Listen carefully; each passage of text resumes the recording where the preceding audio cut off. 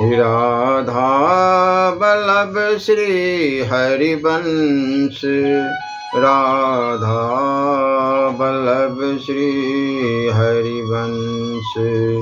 समझो श्री हरिवंश सुबानी, रसद मनोहर सब जग जानी। कोमल मधुर ललित पद श्रेणी, रसिकन को जू परम सुख देनी। श्री हरिवंश नाम उचारा, नित्य बिहारी रस कहो अपारा। श्री वृंदावन भूमि बखानो, श्री हरिवंश कहे ते जानो। श्री हरिवंश गिरा रस सुधी, कछु नहीं कहो आपनी बुद्धि। श्री हरिवंश कृपा मति पाओ, तब रसिकन को गाई सुनाओ। श्री हरिवंश जो श्री मुख भाखी, शोभन भूमि चित में राखी। हो लघुमति नहीं लहो परमाना, जानत श्री हरिवंश सुजाना। नौ पल्लव फल फूल अनंता, सदा रहत ऋतु शरद बसंता। श्री वृंदावन सुंदरताए, श्री हरिवंश नित्य प्रति गाई। श्री वृंदावन नौ नौ कुंज, श्री हरिवंश पर रस पुंज। श्री हरिवंश करत नित्य केली, छिन छिन प्रति नौ नौ रस जेली। कबहुक निर्मित तरल हिंडोला, झूलत फूलत करत कलोला। कबहुक नौ दल सेज रचावहीं, श्री हरिवंश सुरत रति गावहीं। श्री राधा वल्लभ की जय। श्री राम के द्वारा चैत्र मास का श्री महात्म्य प्रतिपादित करना। चैत्र मास में अयोध्या स्नान की बहुत बड़ी महिमा है।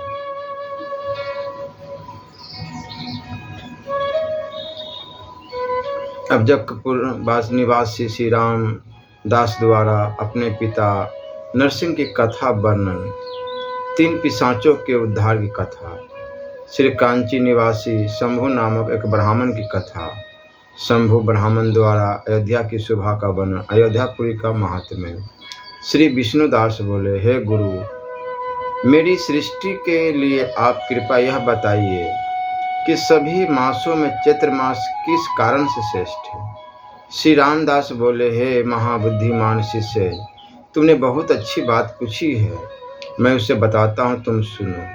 हे द्विजोत्तम, ब्रह्मा जी की प्रार्थना करने पर जब भगवान विष्णु ने पृथ्वी लोक में अवतार धारण कर निश्चय किया, तो वे अयोध्या के राजा महाराज दशरथ के महारानी कौशल्या के गर्भ से प्रकट हुए।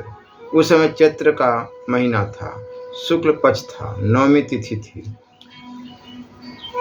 पुनर्वसु नक्षत्र था। 5 ग्रह अपने उच्च स्थान पर बैठे हुए थे और मध्याह्न काल का समय था। भगवान श्री राम के राजमहल में प्रकट होते ही संपूर्ण संसार में आनंद छा गया। देवता दुंदुभी बजाने लगे, आकाश से पुष्प वृष्टि होने लगी। राजा दशरथ के महल में अनेक प्रकार के वाद्य पृथक पृथक बजने लगे। नर्तकियां नृत्य प्रस्तुत करने लगी और मधुर मधुर गीत गाने लगी।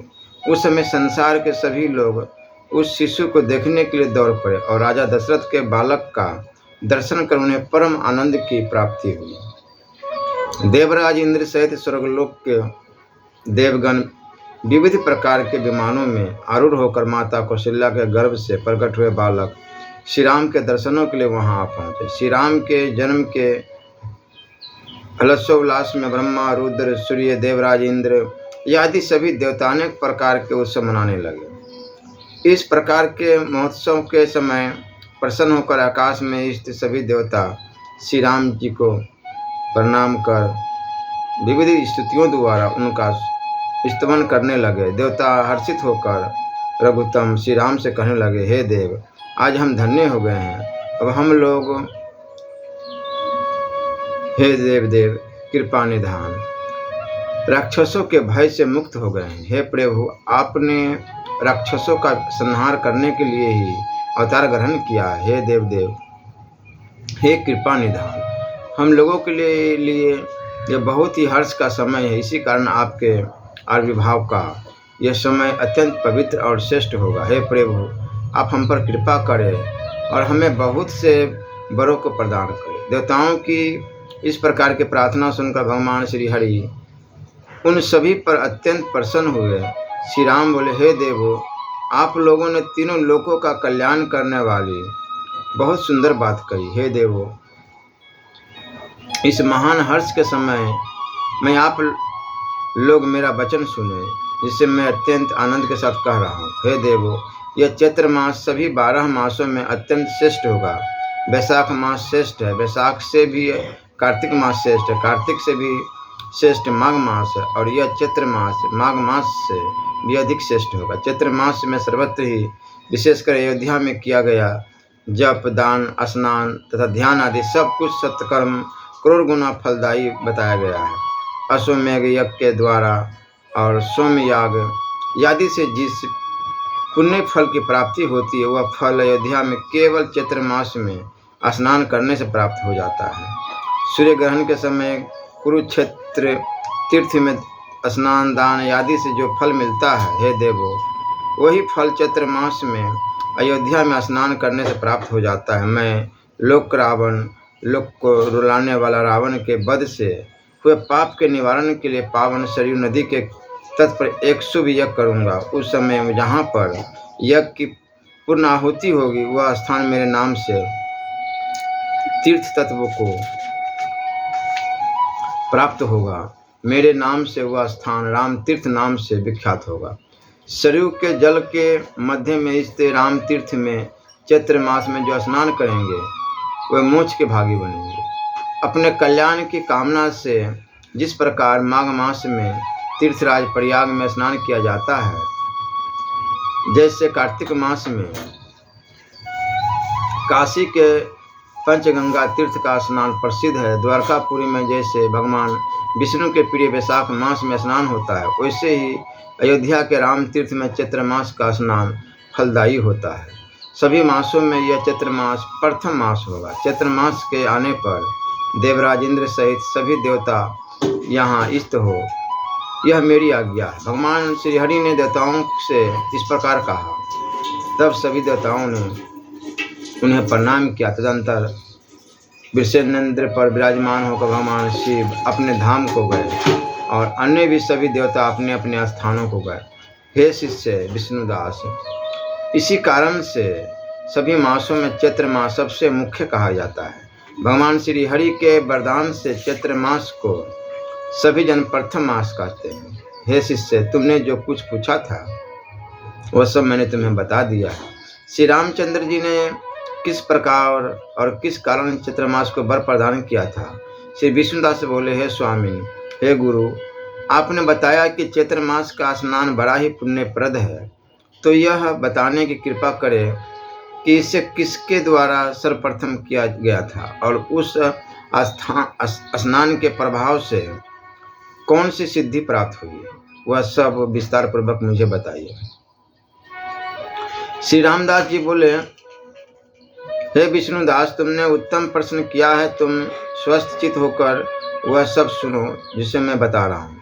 पूर्व काल की बात है। मेरे पिता नरसिंह नाम के एक श्रेष्ठ ब्राह्मण थे। उनका एक नियम था कि वह नित्य प्रति अब्जक क्षेत्र में निवास करने वाले एक ब्राह्मण को स्त्री पुत्र तथा पुत्र वधू के साथ समस्त कुटुंबों को पूर्व जन्म भजन पूजन पूर्वक भोजन कराते थे। मेरी माता का नाम लक्ष्मी था। मेरे पिता एवं माता दोनों ही श्री राम की भक्ति में प्राण रहते थे।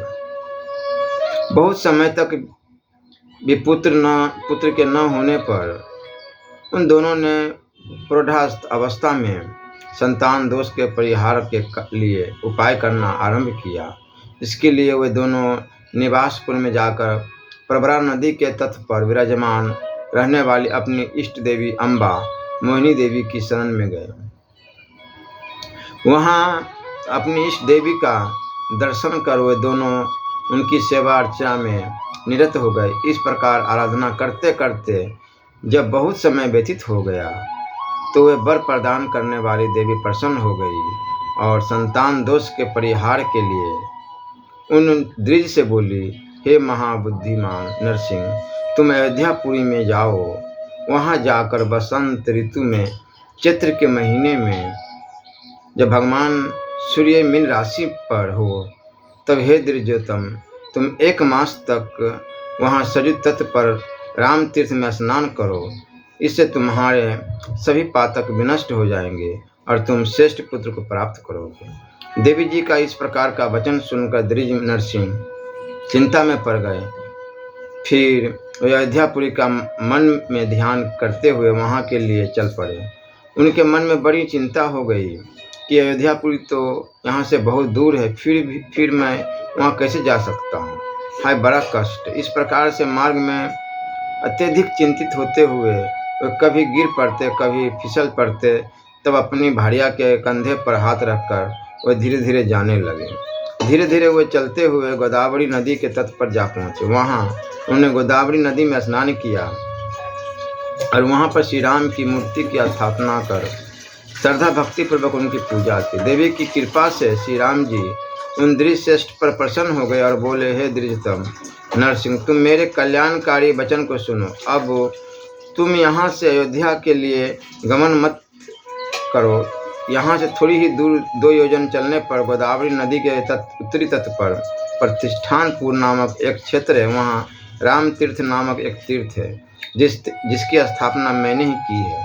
हे विपेंद्र, अपनी भार्या के साथ शीघ्र ही वहाँ जाओ और उस राम तीर्थ में स्नान करो। बसंत ऋतु में चैत्र मास के आने पर जब मीन राशि में भगवान सूर्यास्त हो तब तुम मेरी विशेष रूप से पूजा करना। इससे तुम्हारे पापों का क्षय हो जाएगा और तुम पुत्र प्राप्त करोगे, इसमें संशय नहीं है। इस प्रकार से कहकर रघुवीर श्री राम अंतर्ध्यान हो गए। जिस स्थान पर भगवान श्री राम उन द्विज पर प्रसन्न हुए थे वह स्थान राम हरद के नाम से सर्वत्र विख्यात हो गया। तदंतर वे विप्र श्री राम के कथा अनुसार प्रतिष्ठानपुर में गए। वे पूरे चैत्र मास भर वहाँ रहे और उन्होंने 1 मास तक चैत्र स्नान पूर्ण किया। वे नित्य सूर्योदय से पूर्व जग जाते और शौच आदि कृत्यों को संपन्न कर सरयू के संगम पर स्थित उस राम तीर्थ में नित्य स्नान करते और स्वर्णगिरी पर जाकर भक्तिपूर्वक श्री राम जी की पूजा किया करते थे। वे प्रत्येक दिन स्वर्णगिरी की 9 परिक्रमाएं करते थे। 9 प्रकार के पुष्पों तथा 9 प्रकार के नैवेद्यों के द्वारा राघव की पूजा किया करते थे। चैत्र मास के शुक्ल पक्ष की तृतीया तिथि से लेकर वैशाख मास के शुक्ल पक्ष की तृतीया पर्यंत उन्होंने पत्नी सहित शीतला गौरी स्नान व्रत किया। इस प्रकार 1 मास प्रयत्न व्रत करने के अनंतर द्विज नरसिंह के मन में अत्यंत प्रसन्नता छा गई और उन्होंने अपनी भार्या लक्ष्मी के साथ वापस पुनः अब्जकपुर की ओर प्रस्थान किया। मार्ग में उन्हें मनुष्य की आकृति वाले 3 पिशाच दिखाई दिए जो भूख एवं प्यास से व्याकुल थे। द्विज नरसिंह ने अपनी भार्या के साथ उन पिशाचों का उद्धार किया। तेंद्र वे गौदा नाम के अपने रमणीय नगर में पहुँचे। हे शिष्य, माता पिता के चैत्र स्नान के प्रभाव से मैं उनके पुत्र रूप में उत्पन्न हुआ, इसलिए मैंने चैत्र मास में सरयू के पवित्र जल में स्नान करने को अत्यंत श्रेष्ठ कहा है। साकेतपुरी अयोध्या में श्रेष्ठ राम तीर्थ में किया गया स्नान समस्त भोगों को प्रदान करने वाला और उत्तम मोक्ष पद को प्रदान करने वाला है। विष्णुदास बोले, उन ब्राह्मण के किस उपाय के द्वारा वो तीनों पिशाच योनि से मुक्त हुए और किस पाप के कारण उन्हें पिशाच योनि प्राप्त हुई, मैं आपके मुख से इस विषय में विस्तार से सुनना चाहता हूँ। श्री रामदास बोले, हे शिष्य सुनो, मैं वह सब बताता हूँ। पूर्व काल की बात है। रंभा नाम की एक श्रेष्ठ अप्सरा थी। चैत्र मास में उसने श्रेष्ठ अयोध्यापुरी में सरयू के निर्मल जल में स्नान किया। उसके वस्त्र भीगे हुए थे।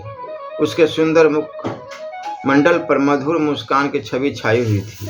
वह स्वर्ण तथा रत्नों से निर्मित एक पात्र में सरयू जी का जल लेकर शीघ्र ही मौन होकर वहां से सेतु एवं श्री रामेश्वर के दर्शन के लिए चल पड़ी। वह उसी आकाश मार्ग से जाने लगी जहाँ के 3 पिशाच स्थित थे। अप्सरा रंभा के गीले वस्त्रों को हवा के द्वारा हिलाए जाने से सरयू जल की कुछ बूंदें उन पिशाचों के ऊपर पड़ी। उसके प्रभाव से उन पिशाचों का कुर्भाव जाता रहा। यह देखकर उन्हें बड़ा आश्चर्य हुआ।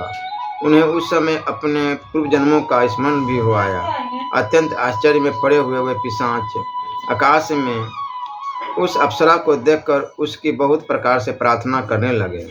तदंतर रंभा ने संकेत की भाषा में उनसे पूछा, तुम सभी किस कारण से पिशाच की योनि को प्राप्त हुए हो, वह सब मुझे बताओ। इस प्रकार से रंभा के हाथों के संकेत को समझते हुए उन तीनों में से जो 2 पिशाच बोलने लगे, हे भामिनी सुनो, पूर्व जन्म में हम दोनों क्षत्रिय ब्राह्मण श्रेष्ठ हरशर्मा के द्वारा बिरजा नाम की स्त्री से उत्पन्न हुए थे। हम दोनों अध्ययन करने के लिए नारायण नाम के किसी गुरु के पास गए। वहाँ हमने अपनी सेवा शुचिता से गुरु जी को संतुष्ट कर लिया। फिर हम दोनों वही गुरु के आश्रम में रहने लगे। एक बार गुरु पुत्री के साथ हम दोनों का अपराध बन पड़ा। गुरु जी को हमारी दुष्चेष्टा की बात ज्ञात हो गई। तब क्रोध हुए गुरु जी ने हम दोनों तथा उस कन्या इस प्रकार तीनों को पिशाच होने का शाप दे डाला। तब पिशाच बने हुए हम तीनों ने बार बार गुरु जी से क्षमा मांगी और पिशाच योनि से मुक्त होने का उपाय पूछा। तब उन्होंने कहा कि चैत्र मास के आने पर कोई नरसिंह नामक द्विज इस वन में आएगा और जब वह अपने स्नान का पुण्य फल तुम्हें प्रदान करेगा तब तुम्हारा उद्धार होगा। हम लोग इस प्रकार से पिशाच योनि को प्राप्त हुए और आज आपके गीले वस्त्रों के जल की बूंदों से प्रोक्षित होकर हमें अपने पूर्व जन्म की स्मृति हो आई है। उनके इस प्रकार के वचनों को सुनकर और साप से मुक्ति का उपाय जानकर रंभा ने हाथ के संकेत से उन्हें उन्हें आश्वस्त किया और बताया कि तुम लोग चिंता मत करो, दृश्य नरसिंह अपनी भार्या के साथ शीघ्र ही यहाँ आएंगे। ऐसा कहकर वह अप्सरा रंभा शीघ्र ही रामेश्वर पहुंची और वहाँ भगवान रामेश्वर का पूजन कर वह स्वर्ग चली गई। चैत्र मास के व्यतीत हो जाने पर अपनी भार्या सहित मेरे पिता को मार्ग में जाते हुए पिशाचों ने देखा। कुछ दूर खड़े होकर ही उन पिशाचों ने द्विज नरसिंह से अपनी पिशाच योनि प्राप्ति का तथा उससे उद्धार का समस्त वृत्तांत बतलाया। उन पिशाचों की बात सुनकर प्रसन्न होकर विप्र नरसिंह उनसे बोले, तुम लोग डरो मत। नहीं, पूर्व समय में शंभु नामक एक ब्राह्मण ने एक राक्षस को जैसे पिशाच योनि से मुक्त किया था वैसे ही मैं तुमको भी इस योनि से मुक्त कर दूंगा। पिशाच बोला, हे दृश्य शंभु कौन है और राक्षस कौन है तथा कब उन्होंने राक्षस को उस योनि से मुक्त किया था, इसे आप विस्तार से बताने की कृपा करें। मुझे इस विषय में कौतूहल हो रहा है। नरसिंह जी बोले, तुम सुनो, पूर्व काल में घटना घटी थी उसे मैं बताता हूँ। शिव कांचीपुरी में शंभु नामक अत्यंत पवित्र एक ब्राह्मण अपनी भार्या के साथ निवास करते थे। एक बार की बात है, वह शंभु नामक विप्र पुराणों की कथा को जानने वाले आचार्य के मुख से चैत्र मास के महात्म्य को प्रतिपादित करने वाली कथा का श्रवण करने लगे। एकांबर भगवान शिव के समीप गए। वहाँ उन्होंने अयोध्यापुरी में चैत्र मास भर स्नान करने से होने वाले मुक्ति फल के विषय में सुना। ऐसे ही कुछ समय बीत गया किंतु उन्हें उस पवित्र कथा का स्मरण बना रहा। तब वे ब्राह्मण शंभु अपनी भार्या को साथ लेकर चैत्र मास में अयोध्या में स्नान करने के लिए घर से निकल पड़े। धीरे धीरे मार्ग में जाते हुए गंगा नदी को पार करके ज्यों ही आगे बढ़े त्यों ही उन्हें उस वन में कर्कश नामक एक भील दिखाई पड़ा। वह हाथ में धनुष बांध लिए हुए था। उस भील ने ब्राह्मण शंभु को डरा धमकाकर उनका सारा धन लूट लिया और केवल शरीर में एक वस्त्र मात्र रहने दिया। यहाँ तक कि मार्ग में भोजन के लिए लाई गई पोटली भी छीन ली। विप्र शंभु ने उस कर्कश से बार बार प्रार्थना करते हुए कहा, मेरे वस्त्र आदि सभी को तुम मत दो, किंतु हमारे खाने की जो सामग्री है उसे मुझे लौटा दो। ब्राह्मण का यह वचन सुनकर कौतूहलवश उस कर्कश ने वह वस्त्र की पोटली खोली तो उसमें उसे विविध प्रकार की भोजन सामग्री तथा केले के फल भी दिखाई दिए। सूखे हुए वे केले के फल संख्या में 10 थे और ठीक से पके हुए भी नहीं थे। उन्हें देखकर उस कर्कश ने मन में विचार किया कि इन फलों से मुझे क्या प्रयोजन, अतः मैं उन्हें भूखे एवं दीनहीन इस पत्नी ब्राह्मण को ही दे देता हूँ। इस प्रकार मन में निश्चय करके उस कर्कश ने उस केले के फल ब्राह्मण को दे दिए। ब्राह्मण ने उन्हें ले लिया। उस समय चैत्र मास का आरंभ हो रहा था। उस चैत्र मास में कर्कश द्वारा प्राप्त फलों को ब्राह्मण शंभु ने अपनी भार्या के साथ भक्षण किया। चैत्र मास में अज्ञान पूर्वक किए गए उस रंभा फल के दान से क्षण भर में ही उस भील की बुद्धि शुद्ध हो गई। वह सात्विक बुद्धि से संपन्न हो गया और उसकी सारी क्रूरता जाती रही। श्री राधा वल्लभ लाल की जय।